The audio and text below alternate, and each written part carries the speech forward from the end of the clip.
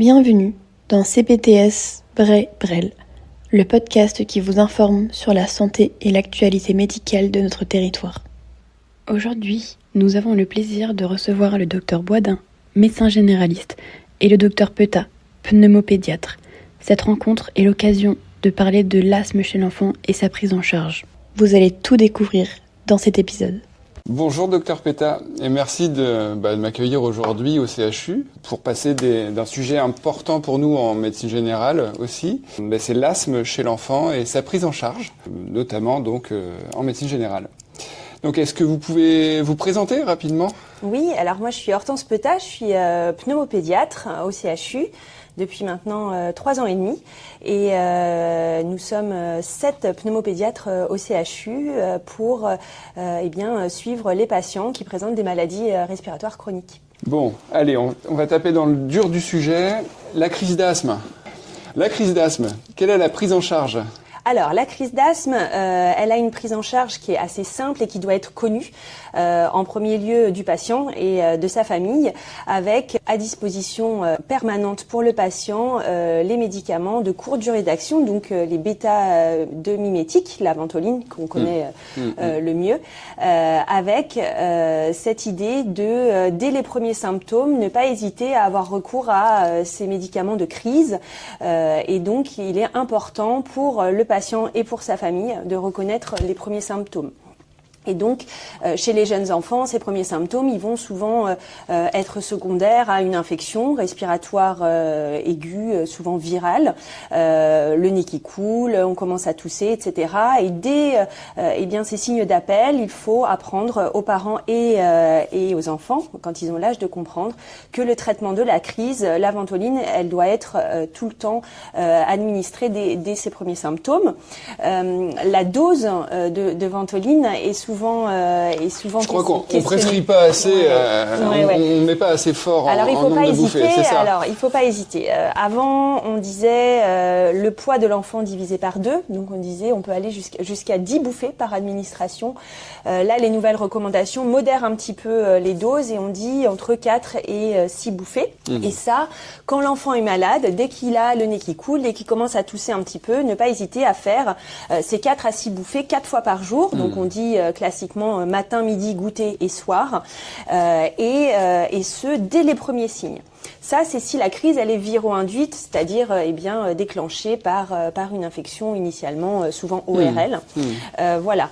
Ce qu'on dit classiquement, c'est que en cas d'aggravation des symptômes, c'est-à-dire des symptômes nocturnes, des sifflements, il ne faut pas hésiter à consulter son médecin traitant et là la question du corticoïde oral se pose et c'est donc le médecin traitant qui va décider sur des signes un petit peu plus graves d'initier cette corticothérapie. Donc là on parle la corticothérapie orale et donc à quelle posologie ? Alors du coup les dernières recommandations parlent de chez l'enfant de moins de 20 kg 20 mg pendant 3 jours et chez l'enfant de plus de 20 kg 40 mg sans dépasser cette dose. Avant, on prescrivait jusqu'à 60 mg. Là, les dernières recommandations se limitent à 40 mg par jour. Et la durée ? Alors, c'est 3 jours. 3 jours. Initialement, classiquement, on part sur 3 jours. Cette durée, elle peut être augmentée jusqu'à 5 jours. Mais initialement, on part sur 3 jours. D'accord. Donc, la prise optimale, la prise en charge optimale d'une crise, c'est dès les premiers symptômes. Oui. Bon, encore faut-il qu'il soit connu asthmatique. Bien sûr. Mais donc ventoline 4-6 bouffées, quoi, oui, à peu près. Ça. 4 fois par jour, exactement. 4 fois par jour. Et ne pas hésiter à, si la nuit l'enfant a une quinte de toux, etc., à refaire ces 4 à 6 bouffées, même s'il les a eues avant de le coucher. Avec une chambre d'inhalation, toujours. Toujours. Alors, effectivement... les sprays, cette forme-là, c'est toujours avec une chambre d'inhalation, jamais directement dans la bouche. Il y a d'autres dispositifs qui se mettent directement dans la bouche, mais ce ne sont pas les sprays. Si vous utilisez un spray, si vous prescrivez un spray, il faut toujours prescrire la chambre d'inhalation. Alors, on dit avant 6 ans avec le masque. D'accord, donc qui doit en fait la prescription c'est masque, chambre d'inhalation avec un masque, adapté à la taille de l'enfant. Donc ça c'est le pharmacien en fonction de ce qu'il a à disposition, il va délivrer la bonne taille. Et à partir de 6 ans, normalement l'enfant il est capable de respirer par la bouche et donc du coup il faut prescrire la chambre d'inhalation avec l'embout buccal. Ok. Voilà.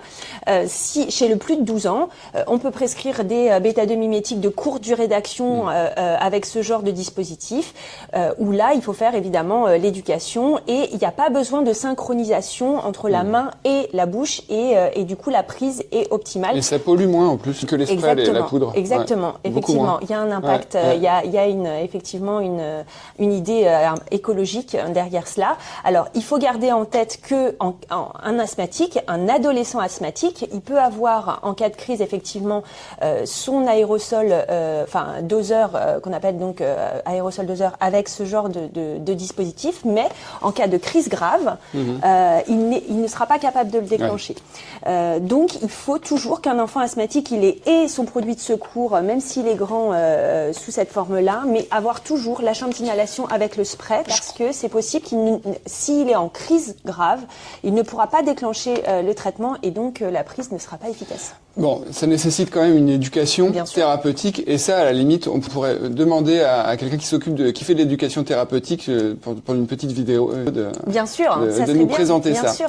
Donc, allez, c'est un petit challenge. Allez, on continue sur les questions autour de l'asthme avec la place de la radiothorax. Question rapide. Oui, alors je crois qu'il faut garder en tête qu'en fait, de façon systématique, un enfant asthmatique doit avoir une fois dans sa vie une radio de thorax, être sûr que il n'y a pas de malformation, éliminer un diagnostic différentiel. Donc effectivement, je pense que sans urgence, quand vous voyez un patient en consultation et un asthmatique qui n'a jamais eu de radio, eh bien c'est bien de la prescrire. Ok. Les EFR, alors dans tout ça, à partir de quel âge, etc. Quels sont les... Alors les EFR, elles sont réalisées à partir de 6 ans. Donc alors ça dépend évidemment de l'enfant. Il y a des enfants qui sont capables de faire un petit peu avant 6 ans et d'autres même à 6 ans c'est un peu compliqué parce qu'il y a une vraie coordination, une vraie maîtrise de son souffle. On a des adultes qui n'y arrivent pas. Voilà, exactement. Mais du coup se dire que quand on adresse un enfant pour un bilan avec des EFR, eh bien il faut qu'il ait 6 ans parce que nous avant 6 ans on ne le fera pas souffler. Ok. Et même à l'hôpital, enfin, je veux dire, si parce que il y avait peut-être des méthodes alternatives. Il y a des EFR du nourrisson, mais les centres qui les dispensent sont limités. Donc, je pense qu'il faut garder en tête que vraiment, de façon globale, la plupart du temps, les pneumopédiatres font souffler à partir de 6 ans. Ok. Petite question aussi sur le bilan allergo, parce qu'on a envie de prescrire comme l'asthme allergique, c'est après un certain âge, c'est ça? Alors c'est sûr que en fait jusqu'à on va dire jusqu'à 4 ans, l'asthme il est la plupart du temps viro-induit, très majoritairement, et à l'inverse, un enfant qui va avoir un asthme qui perdure après 4 ans, souvent il est d'origine allergique.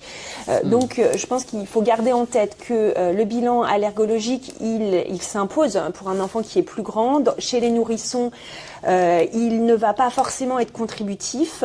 La désensibilisation, en tout cas, elle n'est possible qu'à partir de 5 ans. Donc ça, c'est aussi une notion à savoir, c'est-à-dire que si on parle désensibilisation aux parents, on ne va pas désensibiliser un enfant de 3 ans. Donc voilà. En tout cas, la clé, c'est vraiment l'interrogatoire, savoir quel est le trigger, quel est l'élément déclenchant la crise.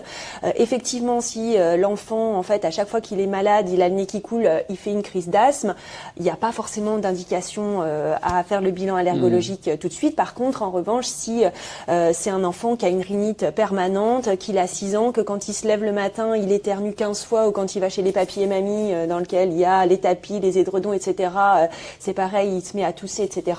Ben là, il y a une forte suspicion, en fait, à l'interrogatoire d'une allergie. Eh bien, il faut adresser le patient soit à un pneumopédiatre, soit à un allergologue. Et c'est nous qui, bien sûr, qui ferons il n'y a pas d'urgence, en fait. Il n'y a pas d'urgence. Et surtout, la clé, eh bien, c'est l'interrogatoire et après, les tests cutanés qu'on réalise. Parce que je me posais la question en tant que médecin généraliste, est-ce que je fais CLA 30 ou pneumoallergène? Non, parce que nous, on n'en fera pas grand-chose en fait. Après, nous, on fait vraiment, on essaye d'aller vraiment vers une médecine vraiment personnalisée et en fait, on sait que ces panels diagnostiques en fait n'ont pas une très grande valeur, donc on refera de toute façon. Donc, il ne faut pas prescrire ce genre de bilan. Ok. Parlons un peu du traitement de fond, comme le Flixotide et le Sérétide. Alors, quel dosage en fonction des profils des patients, quelle surveillance? Et puis, j'ai envie de parler aussi, si vous pouvez me donner un petit mot sur le Flixotide et le Sérétide et leur place dans dans l'exacerbation de l'asthme.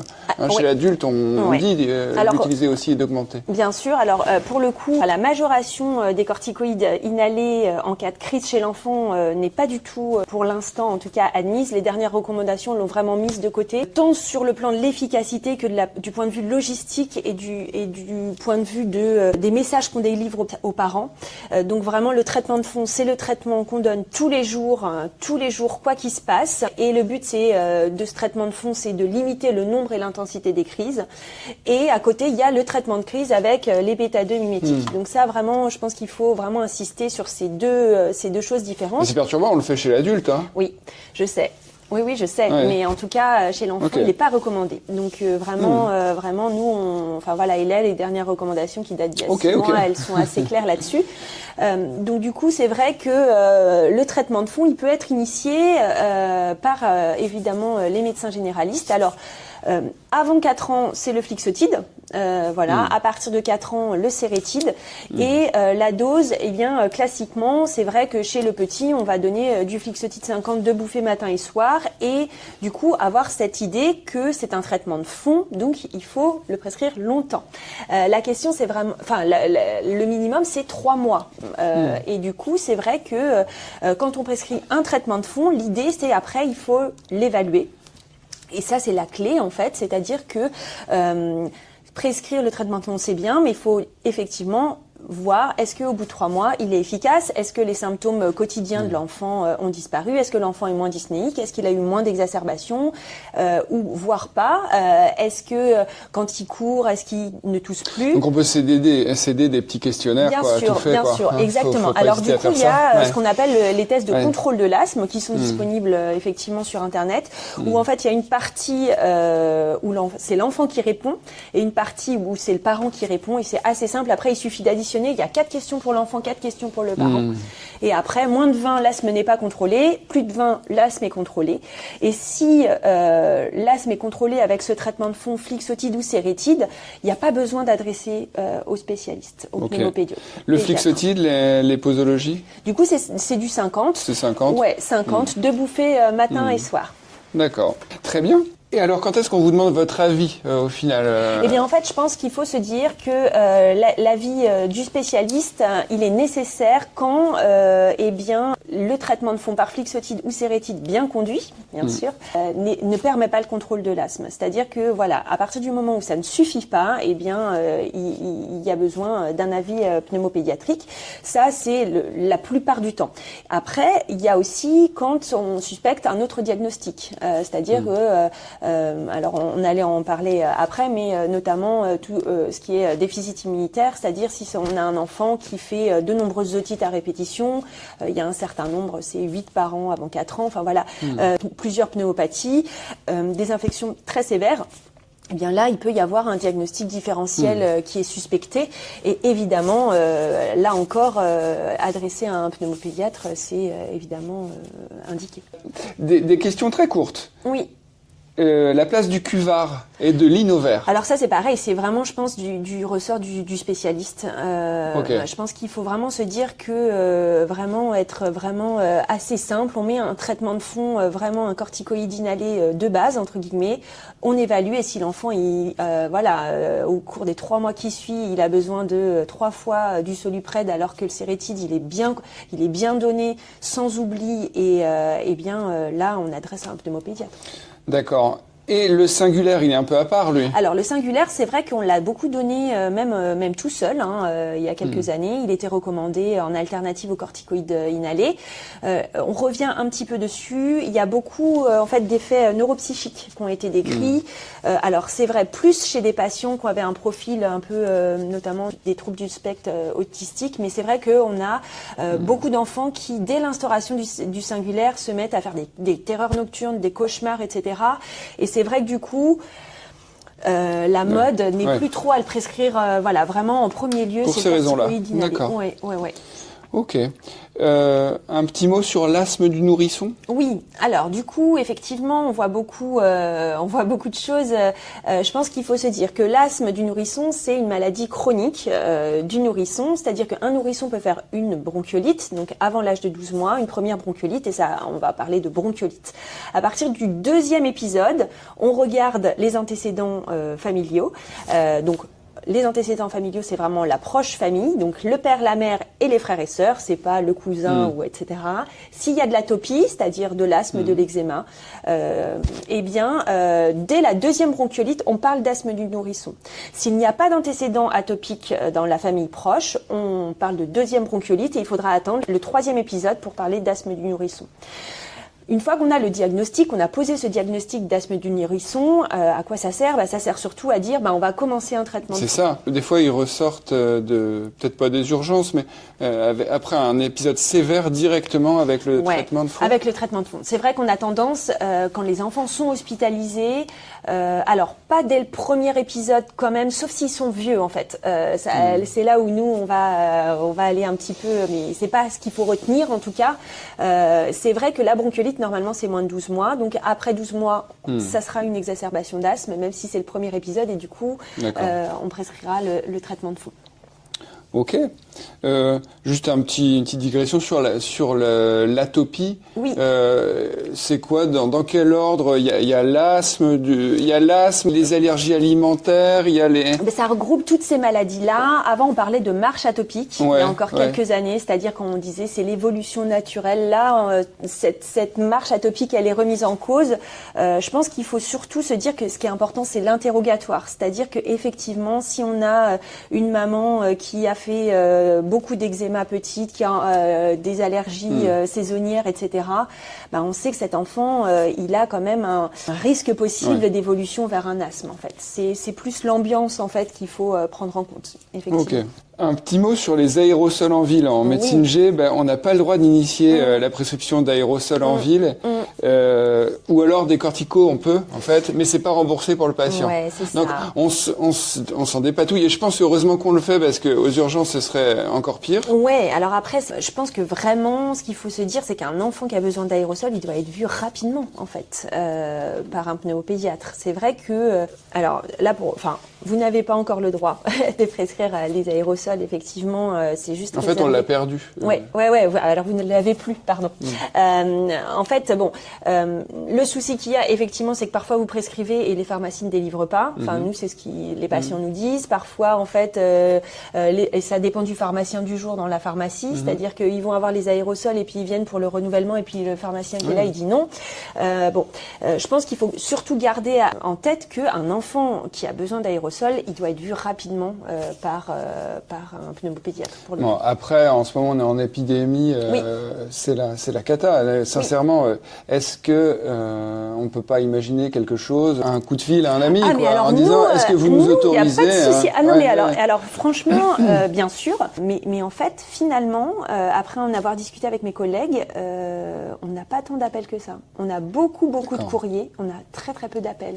Mais effectivement, un appel sur nous, on est vraiment tout le temps disponible. Enfin, je veux dire, il n'y a pas ou un mail. Enfin, je veux dire, notre adresse mail, elle est c'est générique, donc il n'y a pas de souci. On est très disponible pour répondre. Et effectivement, si on peut voir un enfant qu'un mois après, évidemment, on peut prescrire les aérosols pour un mois. Donc là, on en revient à la difficulté d'adresser et d'envoyer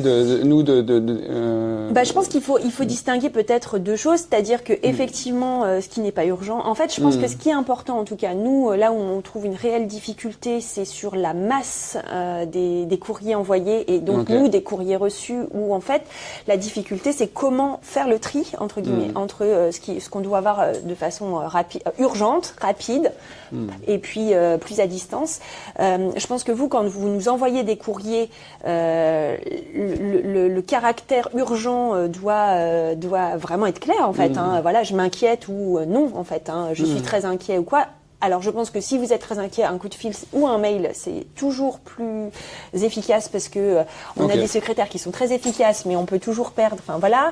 Mais c'est plus ça que nous, on a dû. Enfin, c'est très difficile en fait face à un courrier de savoir. Nous, on a la responsabilité quand on lit le courrier de savoir si l'enfant, il faut qu'on le voie. Je pense que c'est là-dessus qu'il faut surtout. Je pense que c'est quelque chose qu'on devrait travailler ensemble pour renforcer et améliorer le lien ville-hôpital, clairement. Effectivement, peut-être avec des outils, là, on a de l'atelier expertise, par exemple, dans certains territoires. Ou alors peut-être, je sais pas, je pense à peut-être un questionnaire un peu, assez standardisé pour savoir dans quel délai vous aimeriez qu'on les voie. C'est de la téléexpertise, en fait, en réalité. Bon. Donc, voilà, on a des petits chantiers à faire ensemble. Eh bien, merci beaucoup. Merci à vous. Pour cet échange. C'est vraiment précieux. Et puis, est-ce que vous avez peut-être un message clé à adresser, vraiment le truc qui vous tient à cœur Eh bien, je pense que il ne faut pas hésiter à prescrire. Enfin, en cas, devant un patient asthmatique, se dire que il faut qu'il ait une radio de thorax, qu'on peut effectivement débuter un traitement de fond, que ce traitement de fond doit être réévalué et que en cas de difficulté, on est vraiment disponible. Tant par mail, par téléphone ou par courrier, puisque nous, en tout cas au CHU, tous les courriers de demande d'asile, ils sont lus, ils sont vus. Et ils sont vus. Tous les enfants sont vus. Très bien. Voilà. Eh bien, merci encore pour cet accueil. Merci à vous. Nous retrouvons maintenant Céline Follet et le docteur Poidin.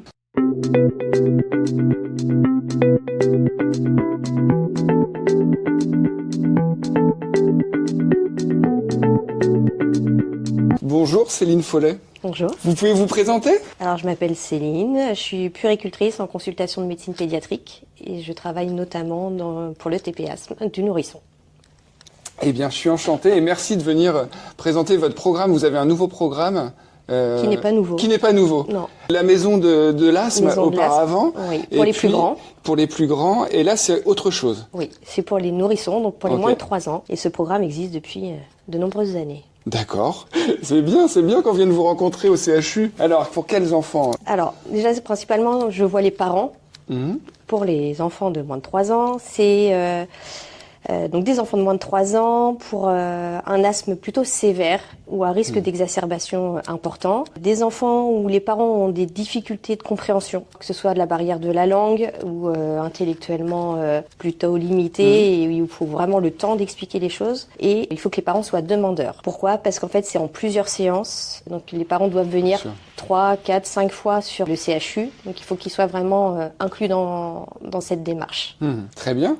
Et comment ça se déroule le programme ? Alors il y a plusieurs séances, j'ai compris, mais ça dure combien de temps ça ? Alors c'est en plusieurs séances. Généralement, on le fait en 3, 4 ou 5 séances. À peu près, ça peut varier de 1 demi-heure à 1 heure chacune. Le déroulé, c'est la première séance, c'est ce qu'on appelle le diagnostic éducatif. Donc en fait, je parle beaucoup, je pose beaucoup de questions pour apprendre à connaître les parents, pour apprendre à connaître l'enfant, les répercussions de l'asthme sur leur qualité de vie, voir un petit peu comment ça se passe à la maison, s'il y a eu plusieurs hospitalisations et comment ils se sentent avec le traitement. De cela, on va dégager plusieurs objectifs avec les parents et sur les 2e et 3e séances, on va vraiment rentrer dans le vif du sujet où on va voir un peu d'anatomie pour savoir réellement ce qui se passe dans le corps de l'enfant lorsqu'il y a une crise d'asthme. Après, on va voir les signes à repérer. Donc apprendre aux parents en fonction de la gravité de la crise, donc les signes annonciateurs, les signes de crise d'asthme et les signes de gravité. On va voir également les traitements. Donc je reprends avec eux les prescriptions des médecins. Donc pour bien détailler chaque médicament, donc le traitement de fond, le traitement de crise, ce qu'ils ont droit, on va dire, de donner en plus sans que ce soit écrit. Et puis on va voir les critères d'urgence quand se déplacer aux urgences. Le but de l'ETP asthme, c'est aussi de désengorger un petit peu les urgences pour pas que les parents viennent à la moindre petite crise d'asthme qu'ils pourraient gérer seuls à la maison. Et aussi quand consulter son médecin généraliste, j'imagine. Exactement. Oui. Une séance de clôture.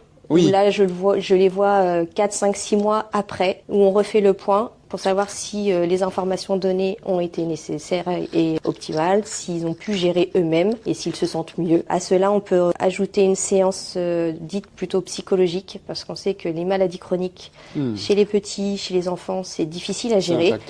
C'est impactant. Il y a des parents qui ne veulent plus du tout sortir de chez eux, de peur d'attraper le moindre virus, tout ça. Donc du coup, je ne suis pas psychologue, mais je suis là aussi pour désamorcer un petit peu ces craintes des parents. À la maison de l'asthme, je faisais appel à eux pour les enquêtes environnementales. Est-ce qu'il y a... Ça existe encore, ça, ou pas ? Ça existe toujours, mais ce n'est pas nous. En fait, on a les données, mais ça existe les toujours. Coordonnées de cette personne. C'est quelque chose qui est remboursé, ça, ou pas ? Vous savez ? Oui. Ouais, c'est remboursé. Oui. Ouais. D'accord.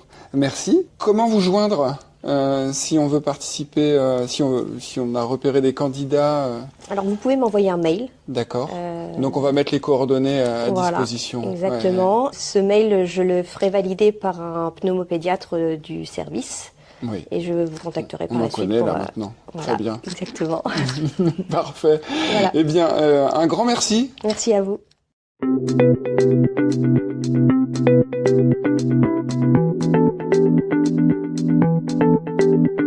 C'était CPTS Bray-Brel pour notre épisode 4.